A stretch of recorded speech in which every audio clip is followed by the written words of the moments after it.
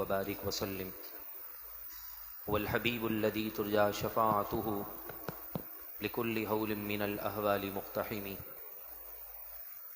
يا من يشفع عند حضرة طه اشفع لنا يا أوجه الشفعاء. نظرت إلى بلاد الله جمعا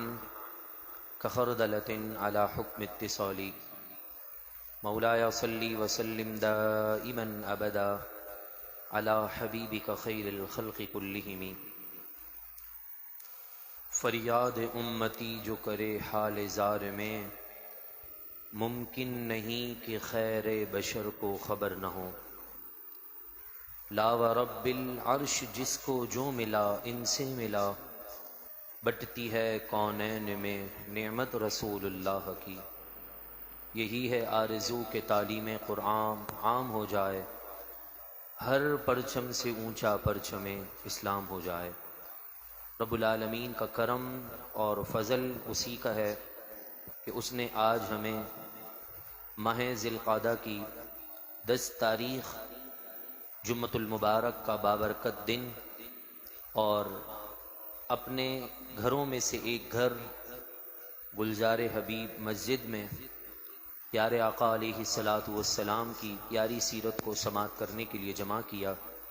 ہاتھ اٹھائیے اور دعا کیجیے اللہ تعالی ہماری حاضری قبول فرمائیں، اور جتنے احباب شامل ہیں شامل ہوں گے درس میں، نماز میں، ذکر کی محفل میں، مولا کریم سب کو دنیا آخرت کی برکتوں سے مالا مال فرمائیں. ہجرت کے 6 سال کا آغاز ہے. اس سال کے اندر جہاں اور اہم باتیں ہیں وہاں 2 باتیں سب سے اہم ہیں. محرم سے لے کر ذی القعدہ کے مہینے تک سن ہجری 6 اس وقت تو واقعات نمودار ہوئے، مگر غزوات یا پھر کوئی جنگ و قتال یا پھر اعلاء کلمت الحق کے لیے مجاہدین مدینے کے باہر نہیں گئے، بلکہ ماہ ذی القعدہ میں رسول اللہ صلی اللہ علیہ وسلم نے پیارے صحابہ کرام علیہم رضوان کو لے کر اپنے ہمراہ مدینہ منورہ سے مکۃ المکرمہ کی جانب سفر شروع کیا. سب احرام کی حالت میں ہیں تاکہ وہاں جا کر عمرہ ادا کریں، سکون سے رب تعالیٰ کے پیارے گھر کا طواف کریں اور واپس مدینے آ جائیں. مگر اس دوران 2 باتیں ہوئیں، ایک بیت الرضوان اور دوسرا صلح حدیبیہ. بیت الرضوان یہ کس طرح پیش آیا اور صلح حدیبیہ کے کون کون سے شرائط یا کون کون سی قیودات تھیں جو بظاہر دکھنے میں مسلمانوں کے خلاف تھیں، مگر رسول اللہ صلی اللہ علیہ وسلم نے اس معاملے میں کافروں کی بات کو تسلیم کیا. اور پھر اس معاہدے کو صلح حدیبیہ کیوں کہا گیا، اس میں کتنی شقیں تھیں، کتنے نکات تھے، اور کون کون سے نکات سے کیا کیا بظاہر دکھنے میں نقصان محسوس ہو رہا تھا، وہ انشاءاللہ ہم اگلی نشستوں میں سماعت کرتے رہیں گے. مگر اتنا یاد رکھیں کہ جب سن ہجری 6 ماہ ذی القعدہ جس طرح ابھی چل رہا ہے، رسول اللہ صلی اللہ علیہ وسلم اپنے ساتھ 14 صحابہ کرام علیہم رضوان کو عمرے کی نیت سے احرام باندھ کر مدینے سے نکلتے ہیں.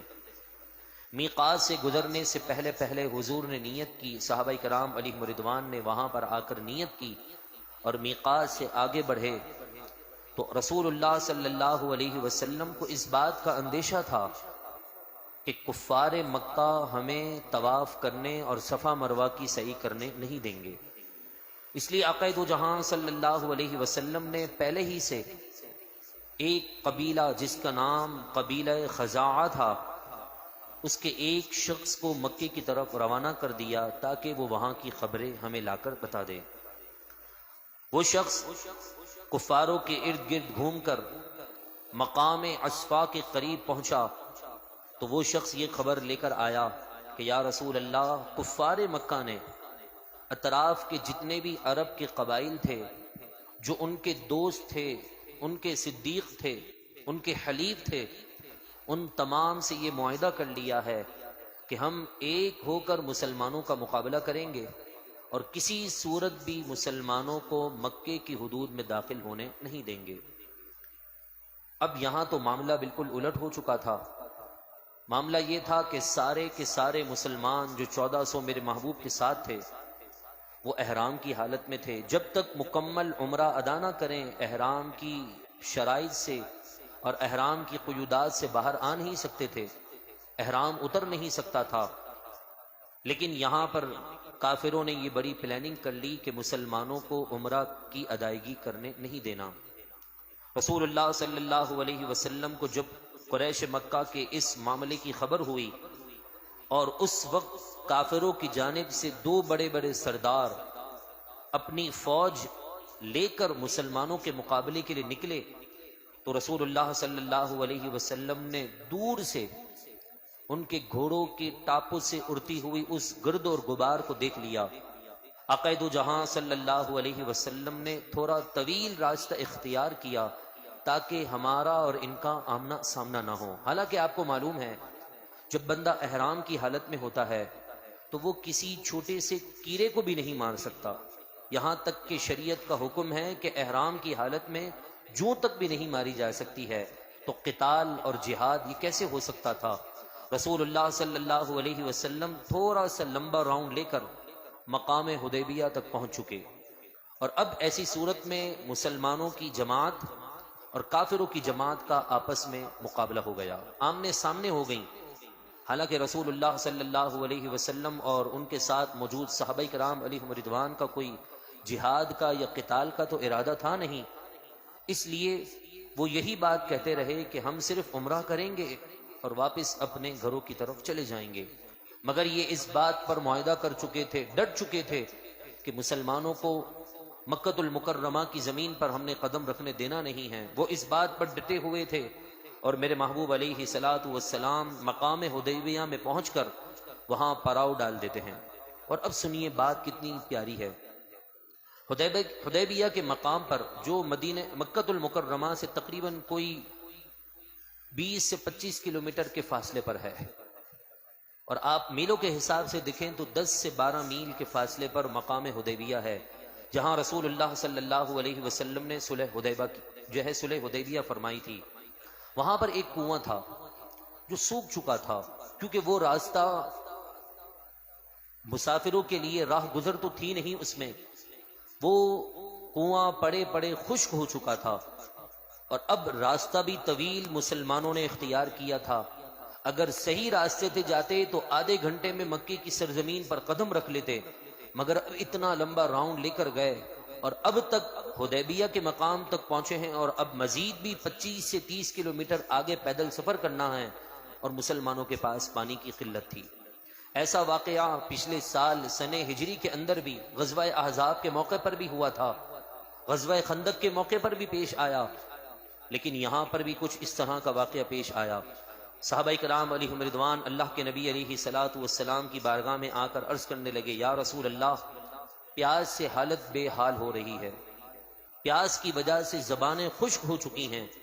کچھ کرم کیجئے اور پانی عطا فرما دیجئے، رب سے دعا کریں کہ کوئی سبب بنا دے۔ میرے محبوب علیہ الصلاۃ والسلام نے اپنے صحابہ کی اس بے تابی کو دیکھا تو مسکرا کر کہنے لگے، جتنے بھی پیالوں میں پانی موجود ہے میرے پاس لے آؤ۔ سب کے پاس سے پیالے جمع کر دیے گئے، اور پھر ان پیالوں کو جمع کر ان تمام پیالوں میں سے جو 2 قطرے 5 قطرے 1 گھونٹ جتنا پانی ملا، بمشکل آدھا پیالہ بھی نہ تھا، آدھا گلاس بھی نہ تھا، میرے محبوب علیہ الصلاۃ والسلام نے اس میں اپنی انگلیاں مبارک ڈال دیں، اور صحابہ کرام علیہم رضوان سے لے کر صحابہ کرام علیہم رضوان سے فرمایا کہ برتن لے آؤ۔ صحابہ کرام علیہم رضوان سارے برتن لے آئے، سارے جانوروں کو پانی پلا دیا گیا، خود پی لیا، اور لیکن صحابہ کہتے ہیں کہ 1 قطرہ بھی اس گلاس میں سے پانی کم نہیں ہوا تھا، اور قریب میں جو کنواں موجود تھا اب اس کو بھی تو جاری کرنا تھا، بعد میں آنے والے لوگوں کے لیے اس میں بھی تو شفا رکھنی تھی۔ میرے محبوب علیہ الصلاۃ والسلام نے اپنا وضو کا پانی اس میں ڈال دیا، جیسے ہی اس کنویں کے اندر میرے محبوب کے لعاب کا وہ چھینٹے پڑے، وہ لعاب کا وہ بابرکت سمندر اس میں گیا، اس نے اپنی زمین کو پھاڑ دیا اور وہ بہتا ہوا آج بھی حدیبیہ کے مقام پر وہ کنواں جاری و ساری ہے، اور مسلمان وہاں جا کر پانی لے کر آتے ہیں، اور پھر لے کر صرف نہیں آتے بلکہ ایک بھائی نے تو مجھے یہ بھی بتایا کہ حدیبیہ کے مقام میں جو آج کنواں موجود ہے نا، اس حکومت نے اس کو بند کر دیا ہے، مگر کچھ ذرات ابھی بھی وہاں پانی کے ملتے ہیں۔ زمین کو اگر دیکھیں تو نرم ہے، اور کسی کے مقدر میں اس کا پانی ہو تو وہ زمین کی چوسی ہوئی پانی کو بھی لے کر آتا ہے۔ ایک بھائی نے بتایا کہ میرا فلاں رشتہ دار بیمار تھا، حدیبیہ کے مقام سے پانی لے کر آیا، اس نے چند ہی قطرے پیے ہوں گے، اللہ نے اس کی بیماری کو دور فرما دیا تھا۔ رسول اللہ صلی اللہ علیہ وسلم کے لعاب میں وہ جان ہے جو مردوں کو بھی زندگی بخش دیتی ہے، تو یہ تو زمین ہے جو رسول اللہ کے حکم کے تابع ہے۔ اور پھر اس کے بعد حدیبیہ کے مقام پر آپ وہیں رکے رہے، اور پھر رسول اللہ صلی اللہ علیہ وسلم نے یہ خیال کیا کہ ہم اپنی جانب سے کسی کو کافروں کے پاس بھیجتے ہیں، اور وہ جا کر ہمارے اور ان کے درمیان بات طے کر لے تاکہ ہم عمرہ کریں اور اپنی منزل کی طرف واپس چلے جائیں۔ ہمارا جہاد کا ارادہ تو نہیں، خون خرابہ کا ارادہ اس لیے نہیں کیونکہ ہم احرام کی حالت میں ہیں۔ آپ نے حضرت عمر رضی اللہ تعالیٰ عنہ کو اپنے پاس بلایا اور کہا کہ عمر، جاؤ اس کام کو تم جا کر انجام دو اور ان سے کہو کہ ہم صرف عمرے کے لیے آئے ہیں، ہماری جماعت نے احرام باندھے ہوئے ہیں اور ہمارے دین کے اندر احرام کی حالت میں جوئیں مارنے کی بھی اجازت نہیں ہے، لہذا ہمیں عمرے کی اجازت دے دی جائے۔ حضرت عمر رضی اللہ تعالی عنہ نے حضور علیہ الصلوۃ والسلام کی بات سنی تو ادباً معذرت کرنے لگے اور کہنے لگے، یا رسول اللہ صلی اللہ علیہ وسلم، کفار مجھ پر بہت، میرے ایمان لانے کے بعد ان کی کمر ٹوٹ چکی تھی، یہ مجھ سے اس کا بدلہ لیں گے، اور میرا وہاں کوئی بھی ایسا رشتہ دار نہیں کہ جس کی زبان پر وہ میری بات کو سن لیں، لہذا آپ کا حکم سر آنکھوں پر، اگر یہ ذمہ داری کسی اور کو دے دیں تو زیادہ بہتر ہوگا، باقی آپ جیسا مناسب سمجھیں۔ آپ کہتے ہیں تو میں ابھی چلا جاتا ہوں۔ رسول اللہ صلی اللہ علیہ وسلم نے حضرت عمر کی اس معذرت کو قبول کیا اور حضرت عثمان رضی اللہ تعالیٰ عنہ کو بھیج دیا، اور حضرت عثمان سے جا کر کہا کہ بس ان سے اتنا کہہ دو کہ ہم عمرے کے لیے آئے ہوئے ہیں اور ہم عمرہ کر کے واپس چلے جائیں گے۔ حضرت عثمان رضی اللہ تعالیٰ عنہ چونکہ زمانہ جاہلیت کے اندر بھی بڑے مالدار تھے، بڑے بزنس مین تھے، تاجر تھے، تو آپ کی تجارت سے کفاروں کو بڑا فائدہ ہوا تھا۔ کوئی بھی اگر تجارت کے معاملے میں کوئی سودا کرنے لگتا، کہیں انویسٹ کرتا، تو حضرت عثمان سے ضرور آ کر مشورہ کیا کرتا تھا۔ حضرت عثمان کے مشورے میں ایسی برکت تھی، جیسے ہی وہ اس میں پیسہ لگاتا یا کوئی تجارت کرتا، اللہ اس کے مال میں برکت عطا فرما دیتا۔ تو یہ احسان کفار مکہ پر حضرت عثمان کا تھا۔ تو حضرت عثمان رضی اللہ تعالی عنہ جب وہاں پہنچے تو ان کے خاندان والوں نے دیکھا کہ عثمان آئے ہیں، ان کی آہو بگت کی، مہمان نوازی کی، اور ان سے کہا کہ آپ آ جائیے، کیا کہنے کے لیے آئے ہیں؟ تو آپ نے کہا کہ میں رسول اللہ صلی اللہ علیہ وسلم ہمارے آقا علیہ الصلوۃ والسلام کی جانب سے قاصد بنا کر بھیجا گیا ہوں، ایک پیغام لے کر آیا ہوں، وہ پیغام یہ ہے کہ ہمیں صرف عمرے کی اجازت دے دی جائے۔ تو کفار مکہ نے کہا کہ آپ کے اتنے احسانات ہیں ہم پر، تجارت کے اعتبار سے، آپ کے مشوروں سے ہم بہت مالدار ہو چکے ہیں، ہم محمد بن عبداللہ اور ان کے ساتھیوں کو تو اجازت نہیں دیں گے، مگر آپ کے ان تجارت کے اصول کی وجہ سے ہم آپ کو اجازت دے دیتے ہیں۔ آپ جا کر عمرہ کیجئے، مقام ابراہیم کی زیارت کیجئے، صفا مروہ کو دیکھیے، وہاں صفا مروہ کی سعی کیجئے اور واپس اپنے قافلے میں چلے جائیے، اور ان سے کہہ دیں کہ ہم نے انہیں اجازت نہیں دی اور آپ کو اجازت مل گئی تو آپ عمرہ کر سکتے ہیں۔ حضرت عثمان رضی اللہ تعالی عنہ نے کتنا پیارا جواب دیا، سچ کہہ رہا ہوں، عشق اس کو کہتے ہیں، محبت اس کو کہتے ہیں۔ سامنے خانہ کعبہ موجود ہے، مقام ابراہیم موجود ہے، حجر اسود موجود ہے، چاہے جتنا بڑا بھی آج محب ہو، دعوے دار ہو محبت کا، مگر اس منزل پر آ کر اس کی محبت جواب دے جاتی ہے۔ مگر سلام ہے حضرت عثمان کی محبت کو۔ حضرت عثمان چاہتے تو عمرہ کر لیتے، زمزم سے اپنی پیاس بجھا لیتے، صفا مروہ کو دیکھ کر اپنے آنکھوں کو ٹھنڈا کر لیتے، مگر آپ نے ایک جواب دیا جو کافروں کو بڑا دشوار ہوا اور انہیں بڑا برا لگا۔ حضرت عثمان نے کہا، میں یہاں تک آؤں، کعبے کو دیکھوں، کعبے کو چھوڑ کر، یہ کیسے ممکن ہو سکتا ہے؟ لہذا جب تک میرے نبی مکے میں قدم نہیں رکھتے عثمان عمرہ نہیں کر سکتا ہے۔ تو کہا ٹھیک ہے، اگر آپ کو عمرہ نہیں کرنا تو انہیں قید کر لیا گیا، اور پھر مدینے یعنی صلح حدیبیہ کے میدان میں یہ خبر مشہور ہو گئی کہ حضرت عثمان کو شہید کر دیا ہے۔ تو رسول اللہ صلی اللہ علیہ وسلم نے 1400 صحابہ کرام علیہم رضوان کو ایک درخت کے نیچے جمع کیا، اور وہاں پر سارے صحابہ سے بیعت لی جو اس وقت 1400 کے قریب موجود تھے۔ کہا کہ ہم نے بیعت اس بات پر کرنی ہے کہ عثمان کا بدلہ لینا ہے، جو عثمان کا خون ہوا ہے اس کا بدلہ ہم لے کر جائیں گے، اور پھر تم اس بات پر بیعت کرو کہ مرتے دم تک دین کی بلندی کے لیے اپنا خون کا قطرہ تک پیش کر دو گے۔ 1400 صحابہ کرام علیہم رضوان نے حضور علیہ الصلوۃ والسلام کے ہاتھ پر بیعت کی، اور آپ نے الٹے ہاتھ سے بیعت لی، اور جو آپ کا سیدھا ہاتھ تھا آپ نے اسے بلند کر کے کہا کہ یہ عثمان کی طرف سے میں خود بیعت کر رہا ہوں۔ اندازہ لگائیے، ایک ہے امتی کا اپنے نبی سے محبت، اور ایک ہے نبی کا اپنے امتیوں سے عشق اور محبت۔ ماں بھی کتنا پیار کر لے گی، ایک وقت آئے گا ماں بھی چھوڑ دے گی، وہ قیامت کا دن ہوگا، قبر کی زندگی کے لمحات ہوں گے، آپ کی ماں آپ سے چاہے جتنی محبت اور پیار کر لے، مگر جب آپ کی روح نکل جائے گی تو یہی ماں روتے روتے آپ کو الوداع تو کہہ دے گی، مگر اس وقت بھی میرے اور آپ کے آقا صلی اللہ علیہ وسلم ہماری قبر میں آئیں گے، ہمیں حوصلہ دیں گے، تسلی دیں گے۔ اور جس دن باپ بیٹے سے بھاگ رہا ہوگا، ماں بیٹی آپس میں ایک دوسرے کے خلاف جا رہے ہوں گے، جسم کا عضو ہمارے خلاف گواہی دے گا، اس وقت عیبوں کو چھپانے والی ذات اللہ تبارک و تعالی کی عطا سے وہ میرے محبوب کی ذات ہوگی۔ تبھی آپ نے فرمایا تھا کہ یا اللہ میری امت کا معاملہ میرے حوالے کر دے۔ حضرت عثمان رضی اللہ تعالی عنہ کی طرف سے آپ نے بیعت کی، اور بعض نادان لوگ سیرت کی اس موقع پر آ کر، اس کتاب کے اس حصے پر آ کر کہتے ہیں کہ حضرت محمد الرسول اللہ کو حضرت عثمان کی شہادت کی خبر نہیں تھی، تبھی تو آپ نے بیعت لی۔ لیکن یہ بات یاد رکھیے گا، بیعت جو ہوتا ہے نا، بیعت یہ زندوں کی لی جاتی ہے، مردوں کی نہیں لی جاتی ہے۔ بیعت آپ کسی بھی بزرگ سے کریں، کسی اللہ والے سے کریں، آپ اپنے والد کا نام دے دیں، نہیں ہو سکتا ہے، کیونکہ آپ کے والد دنیا میں نہیں، تو ان کی بیعت کیسے ہو سکتی ہے؟ یہ زندگی کا قاعدہ ہے اور یہ قانون ہے اسلام کا کہ بیعت ہمیشہ زندوں کی ہوتی ہے، مردوں کی نہیں ہوتی ہے۔ رسول اللہ صلی اللہ علیہ وسلم نے سارے صحابہ سے اپنے بائیں ہاتھ سے بیعت لی، اور سیدھے ہاتھ سے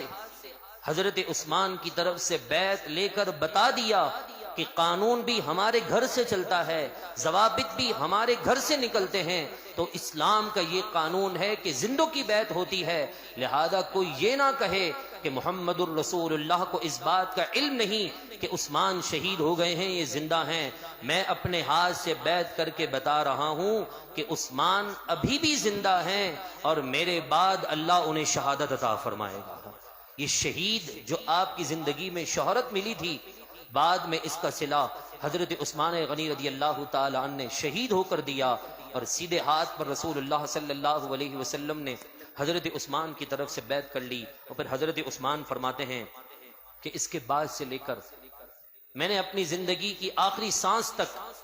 کبھی بھی اپنے سیدھے ہاتھ کو اپنی شرمگاہ پر نہیں رکھا۔ کسی نے پوچھا یہ کیا مسئلہ ہے، کیوں نہیں کرتے آپ کوئی ایسا کام، یا آپ کا ہاتھ سیدھا ہاتھ آپ کی شرمگاہ کی طرف کیوں نہیں گیا؟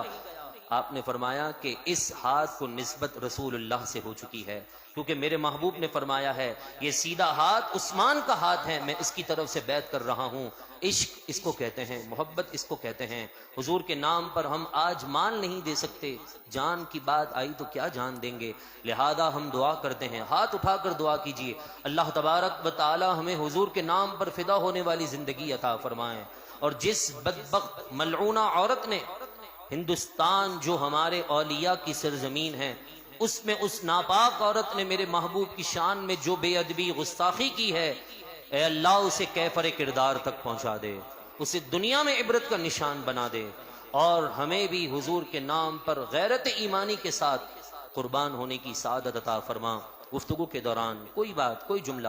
جس سے توبہ لازم ہو، رب کائنات معاف فرمائیں، میرا اور آپ کا حامی و ناصر ہو۔ وما علینا الا البلاغ۔